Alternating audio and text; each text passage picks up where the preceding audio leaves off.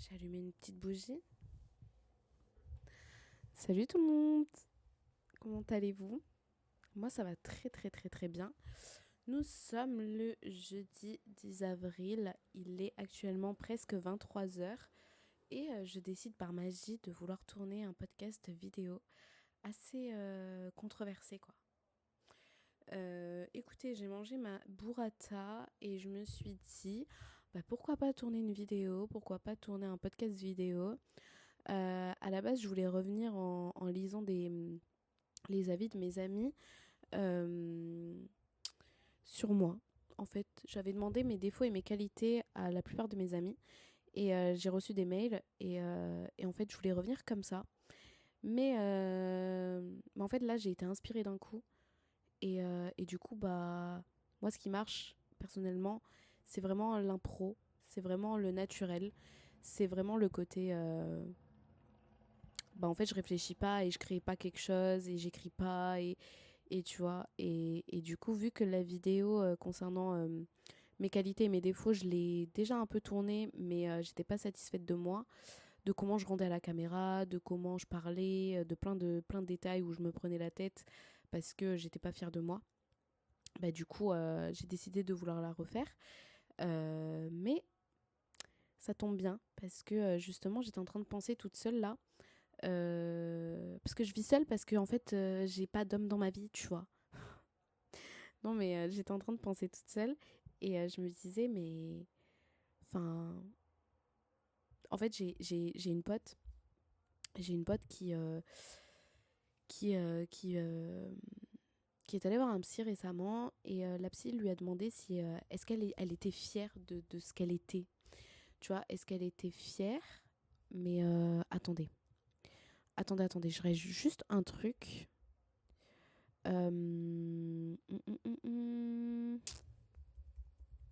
Ouais.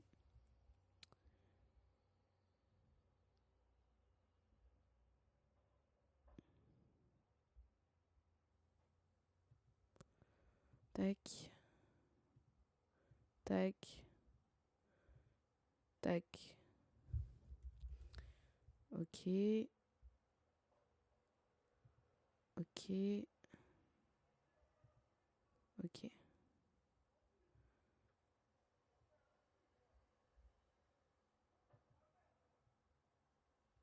Ok. Donc là, en principe, c'est bon. En fait, je vous explique. Moi, je connais pas trop les ordis. Je connais pas trop les. En fait, j'avais un ordi quand j'étais plus jeune, mais en grandissant, je suis plus trop une meuf des écrans à part sur mon téléphone. Et du coup, en fait, je voulais enlever, vous savez, le truc où le Mac, vu qu'il y a une inactivité sur l'écran, il se bloque. Mais je pense que j'ai enlevé. Je sais pas, on verra. Parce que du coup, là, il y a la luminosité au max. Et bref, vous avez capté, je suis déjà fatiguée. J'espère que vous entendez pas le bruit en bas. Sinon, je descends, je leur casse la gueule à tous. Voilà, je vous le dis. Je leur casse tous la gueule un par un. Ok. Mais, du coup, je disais que en gros, mon amie, elle est allée voir un psy récemment. Et sa psy lui a dit, mais meuf, est-ce que. Genre, elle lui a dit comme ça. Elle lui a dit, mais meuf, mais est-ce que quand tu fais des activités toute seule, t'apprécies ton moment en fait? Tu vois? Non, mais parce que bon. Et après, à la fin, elle lui a dit 70 €, s'il te plaît. Par carte ou chèque ou espèce, ça se passe comment? Mais ouais, et du coup, moi, je me suis dit, putain, la pauvre. Parce que du coup, elle a réalisé que non. Et en fait, je me suis dit, putain, la pauvre et tout. Et puis après, j'ai essayé de m'analyser pour voir si moi-même, j'appréciais mon moment ou pas avec moi-même. Genre, bref. Du coup, j'ai voulu me tester. Et j'ai réalisé qu'en fait, non, j'appréciais pas les moments. Et lorsque je les vivais, en fait, pour moi, c'était un supplice. Pour faire du sport, c'est un supplice. Pour manger, c'est un supplice. Enfin, me faire à manger, c'est un supplice. Pour moi, c'est des choses. Faire la vaisselle, c'est un supplice, tu vois. C'est des choses, enfin, c'est pas. C'est des supplices, en fait. Et puis, du coup, j'ai voulu réfléchir autrement, j'ai voulu prendre soin autrement. Et j'ai voulu me dire, écoute, meuf, non, tu peux pas te dire que c'est un supplice. Tu fais ça pour toi, en fait. Bien manger, tu le fais pour toi, tu le fais pour ton corps, tu le fais pour ton esprit, tu le fais pour ton bien-être. Et faire du sport, c'est la même chose, en fait. Et faire du sport, ça te permet d'évacuer énormément de stress, d'angoisse et de nerfs que tu contiens en toi. Et surtout, c'est un moment pour toi. Donc comment est-ce que tu peux penser que c'est un supplice? Genre, t'as de la chance de pouvoir te payer un moment sympa, convivial avec toi-même pour te sentir bien dans ton corps, mais aussi pour prendre soin de ton corps.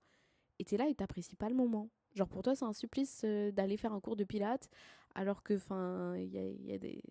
Enfin, c'est super cher le pilates. Enfin, c'est un sport de bobo. Bref, vous avez capté quoi. Donc du coup, bah, j'ai essayé de réfléchir différemment. Et c'est là que j'ai réalisé, petit à petit, que je commençais à vraiment apprécier mon moment. Genre, quand je vais au cours de pilates, je suis trop heureuse, je suis contente. Je me dis, ça y est, c'est bon, c'est le moment, c'est mon jour. Et du coup, je suis heureuse d'y aller. Ça me fait plaisir de me lever le matin pour y aller. Et pendant ma séance, bah, du coup, en fait, je suis beaucoup plus, enfin, investie. Avant, ça m'arrivait de m'arrêter, je lâchais, j'abandonnais super facilement. Et je regardais autour de moi et je voyais les meufs, elles étaient à fond. Et j'étais un peu jalouse parce que je me disais, mais moi aussi, je veux réussir à faire ça. Mais comment elles font? Elles ont grave le mental. Parce que du coup, je déteste le sport. Et du coup, pour moi, c'est un supplice. Et du coup, en fait, c'est plein de messages négatifs dans mon cerveau que je m'envoie. Et du coup, ça crée de l'abandon chez moi. Ça crée ce truc où j'abandonne et je me surpasse pas. Et en fait, je stagne. Genre, oui, c'est cool, tu vas te lever, tu vas y aller, meuf. Mais déjà, non, t'as pas envie d'y aller. De deux, quand tu y vas, t'abandonnes facilement parce que t'as mal, parce que machin. Et en fait, du coup, enfin, c'est cool, mais pourquoi tu fais ça? Genre, pour toi, c'est un supplice. Et du coup, bah, j'ai réfléchi différemment. Et je vous promets que là, maintenant, j'apprécie énormément mon moment. J'abandonne pas. Je vais jusqu'au bout. Quand vraiment j'en peux up, bah, j'abandonne. Mais la dernière séance que j'ai faite, genre j'avais mes règles, j'avais super mal au ventre, j'étais pas bien et tout. Mais j'ai plus réussi que les fois où j'avais pas mes règles, où j'avais pas mal au ventre, où j'étais très bien. Et du coup, j'étais fière de moi. Et puis même, je suis assez fière de moi parce que ça fait un bon moment maintenant que j'ai un rééquilibrage alimentaire où je mange essentiellement que des fruits et des légumes. Et je vais me faire un peu plaisir de temps en temps, mais ça va être assez rare, tu vois. Et du coup, bah, je suis contente parce que je me limite pas trop, mais je me limite quand même parce que... Et du coup, ces moments où je mange ce truc, où je me limite, bah, je l'apprécie, mais tellement plus qu'avant, où avant je m'engouffrais de sucreries, de bêtises. Alors oui, ok, j'ai de la chance, je grossis pas, tout ce que vous voulez et tout, blablabli, blablabla. Certes, mais j'appréciais pas ce truc, tu vois. Je mangeais et j'avais pas ce truc d'apprécier, en fait. Et là, du coup, je l'ai. Et en fait, c'est différent, en fait. C'est une autre sensation d'apprécier. Et pareil, pour la cuisine. Maintenant, j'adore cuisiner. Pour moi, c'est pas un supplice. Et quand je parle de cuisiner, c'est cuisiner des choses à mon niveau. Parce que, bah, bien évidemment, depuis le début, je dis que j'aime pas cuisiner. Depuis le début, je dis que j'aime pas me faire à manger. Pour moi, c'est un supplice. Pour moi, Vas-y, tu vois. Ah bah, du coup, le fait de faire à mon niveau et avec des aliments que j'aime, bah, du coup maintenant j'apprécie beaucoup plus et du coup bah, j'apprécie beaucoup plus la nourriture et du coup bah, j'ai un rapport avec la nourriture beaucoup plus sain qu'avant. Je dis pas que avant j'avais des TCA ou quoi, mais il y a fort longtemps, j'avais des TCA de malade que j'ai enlevé en grandissant quoi, enfin que j'ai oublié en grandissant. Mais quand j'étais plus jeune, enfin, j'avais un gros problème avec mon poids, avec mon image, avec mon corps. Je me trouvais énorme. J'aimais pas mes poignées d'amour, j'aimais pas mes seins, j'aimais pas mes fesses, j'aimais pas mes jambes, j'aimais pas mes mollets, j'aimais rien, mes bras, j'en parle même pas. Et du coup, bah là, je suis en mode, bah vas-y, je mange bien pour mon corps, pour ma santé, pour ma tête, mon cerveau. Et du coup, je sais pas, je vous promets, je suis dans un autre mood, je suis dans une autre era, je suis dans un autre truc où je commence vraiment à apprécier ce moment pour moi. Parce que quand je fais ça, c'est pour moi, c'est pas pour les autres. Et en fait, c'est ça le truc. Ben voilà, ben je suis validée par Apple. Bah, POV, tu parles d'un sujet sérieux et d'un coup, t'as des confettis, quoi. Non, mais voilà, c'est ça le truc, c'est que, bah, du coup, en fait, c'est ça le truc. Je suis contente de parler parce que le fait de parler, j'arrive à mettre les mots. Parce que j'ai du mal à trouver les mots, moi, quand je parle. Mais en fait, c'est ça le secret. C'est que là, je fais enfin des choses pour moi et pas pour les autres. Je le fais pour moi, pour me sentir moi bien dans mon corps et bien dans mon esprit. Mais pas pour que les autres me regardent et se disent, ouah, elle a un beau corps. Ouah, elle est jolie. Ouah, elle est ci. Ouah, elle est là. Non, je le fais pour moi. Je le fais parce que je veux me trouver moi comme ça. Et pas parce que je veux que les autres me trouvent comme ça. C'est que je veux que quand on me prenne en photo, je me dise waouh, je suis magnifique. Tu vois, je veux que quand j'essaye un habit, je me dise waouh. J'ai dit quoi là? Bref, que quand je trouve un habit, je me dise waouh, ça me va bien. D'accord? Ça me va bien. Voilà. Donc en fait, le secret, c'est ça, c'est que là, je commence enfin à penser pour moi et pas pour les autres. Et en fait, c'est ça le secret. Et du coup, bah, t'apprécies beaucoup plus le moment parce que tu le fais pour toi et parce qu'en fait, enfin, on est et on meurt seul. Alors oui, les autres, c'est important pour l'humain. Oui, le regard des autres, c'est important pour l'humain. Oui, la validation masculine, ça sera toujours importante pour une femme. Même si tu essayes de plus en plus de te déconstruire, même si tu essayes de faire des choses contre ça, bah, au final, à la finalité, tu chercheras toujours le regard d'un homme malgré tout. Tu chercheras toujours la validation malgré tout. Et en fait, ça, je pense qu'il faut l'accepter. Je pense qu'il faut l'accepter parce qu'on n'a pas le choix. Parce que même si on essaye de se déconstruire, on fait tout pour nous faire comprendre que la validation masculine est extrêmement importante pour notre vie, notre confiance, notre tout en fait. Et du coup, bah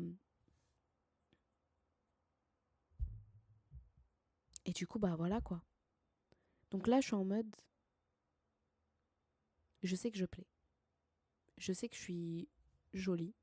Je sais que, enfin, je suis une bonne personne. Je sais que je suis gentille. Je sais que je suis agréable. Je sais que je suis solaire. Je sais que je suis rayonnante. Je sais que, que, que, que je peux plaire à pas mal d'hommes.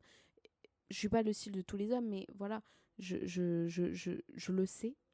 Et en fait, enfin, qu'est-ce que ça va m'apporter de plus de savoir ça? Donc moi, je me plais pas. Et en fait, c'est ça le truc. C'est que jusqu'à présent, je ne me plaisais pas.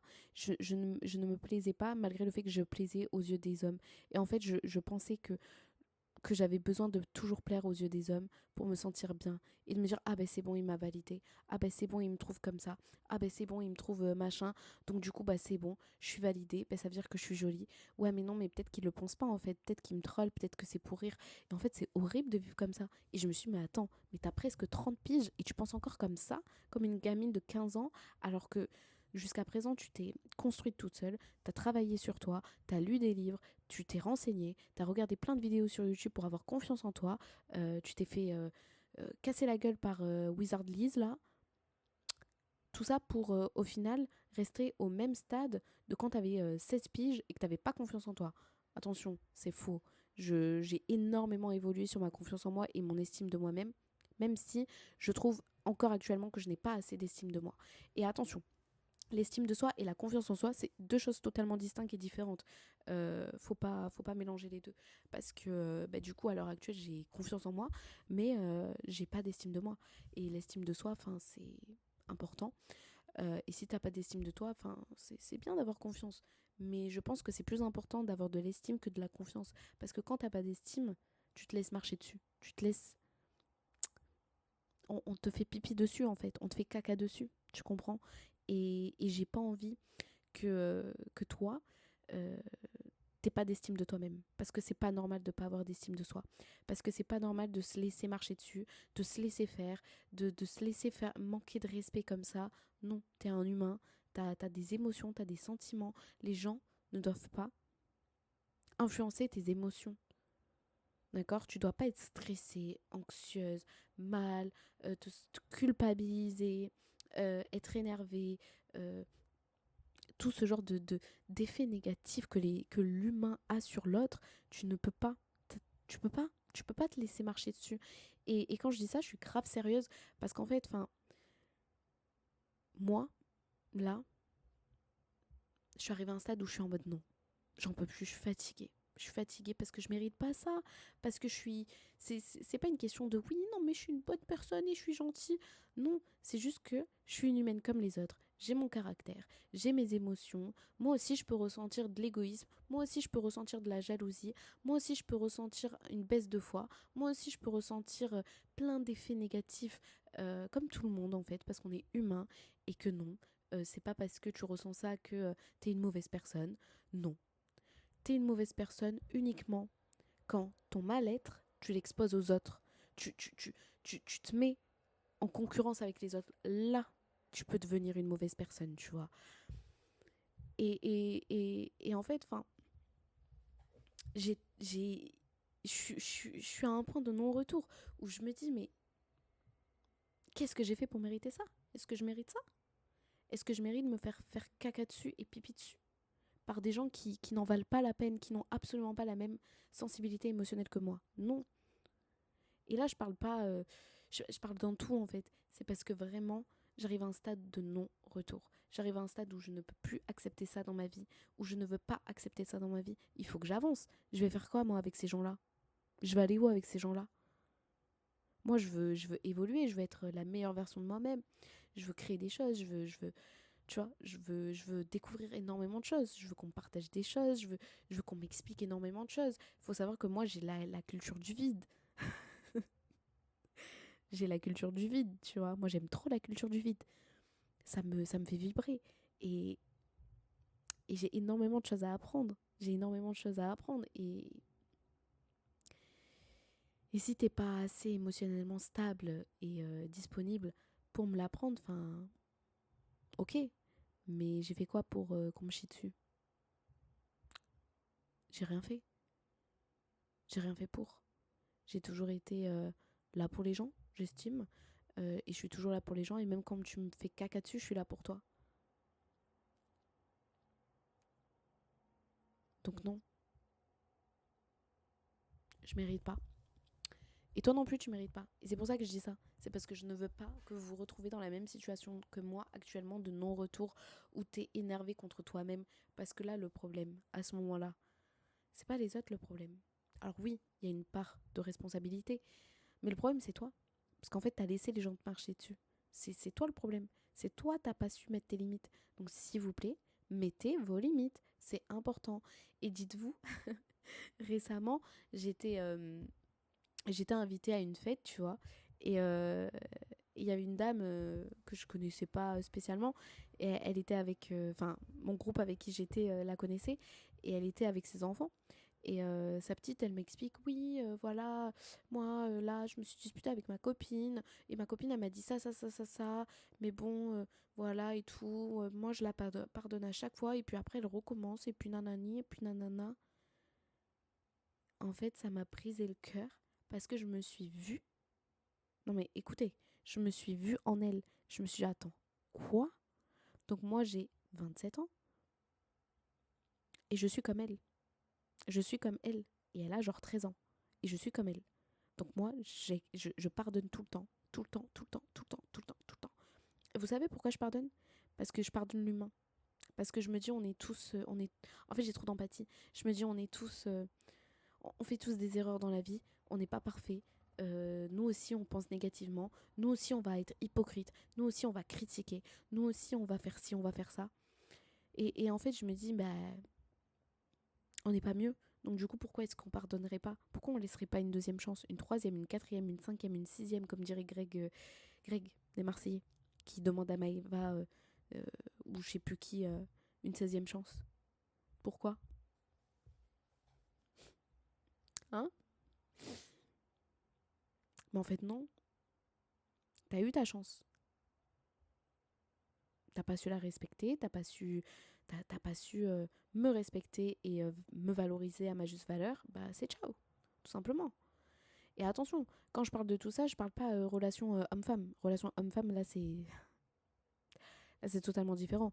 Parce qu'il y a, il y a trop de pression sociale derrière. Validation masculine, l'amour-propre, le manque d'affection, les daddy issues, les mommy issues, tout ça. Tu vois, c'est beaucoup plus... Il y a beaucoup plus de choses à dire là-dessus que... là, je parle d'une relation quelconque. En fait, une relation humaine, un échange humain. Et, euh, et du coup, voilà. Et en fait, je voulais parler de ça. Parce que, comme je vous ai dit, j'arrive à un point de non-retour. Et, euh, et c'est important de prendre soin de soi. De prendre... De, en fait, d'apprécier son moment avec soi-même. Je me demande s'il y a des gens qui se reconnaissent en moi quand je dis que bah, j'allais à mes cours. J'y allais. Mais en fait, c'était par... En fait, c'est pas... Je sais pas comment vous expliquer. C'est pas parce que je voulais y aller de mon plein gré pour moi. C'est parce qu'il fallait que j'y aille. Tu vois, il faut que je le fasse. Il faut que je le fasse. C'est différent de je veux le faire. C'est il faut que je le fasse. Et quand tu changes de mood, bah c'est là que tu réalises en fait. C'est là que tu réalises.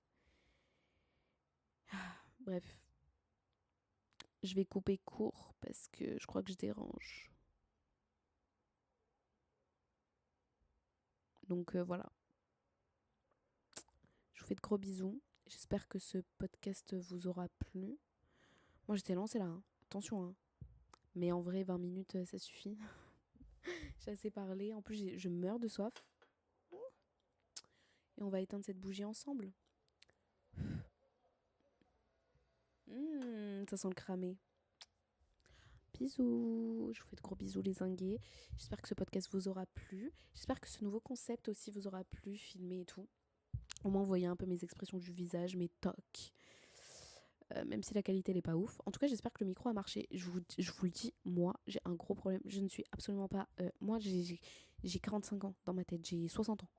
Je sais pas utiliser un ordinateur, je sais pas utiliser un micro, je sais rien utiliser du tout. Moi, faut tout m'apprendre. Donc voilà. Par contre, pour envoyer des messages, là, je sais faire. Pour envoyer des textos, là, je sais faire. Pour répondre aux stories, là, je sais faire.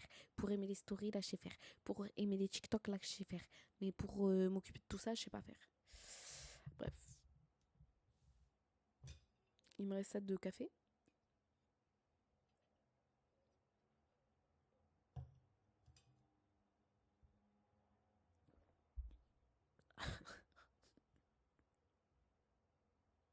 Pourquoi j'ai fait ça?